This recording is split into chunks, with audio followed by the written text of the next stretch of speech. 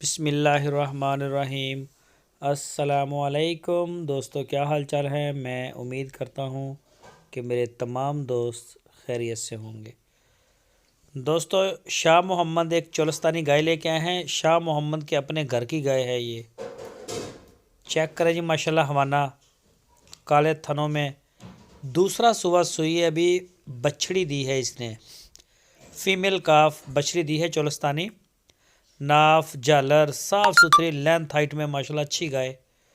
तो कोई भी दोस्त शौक़ रखता हो, ख़रीदना चाहता हो तो वो रब्ता कर सकता है। चेक करें आप उनके डेरे पे जाके। हरुणाबाद सिटी इसकी लोकेशन है।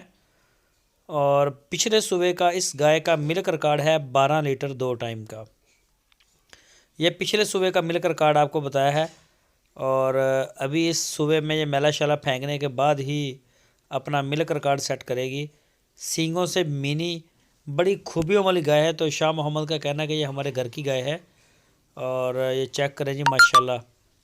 और ये बाकी गाय भी चेक करें, साथ में खड़ी हैं जो फार सेल की हैं। ये देखें जी, चोलस्तानी और साहिवाल और वो दूसरी हर तरह की गाय जो है, ये चेक करें माशाल्लाह। तो इनकी 2-3 जगह पे जानवर बंधे होते हैं, दूसरी साइड पे भी होंगे। तो काफ़ी जानवर हैं जी माशाल्लाह।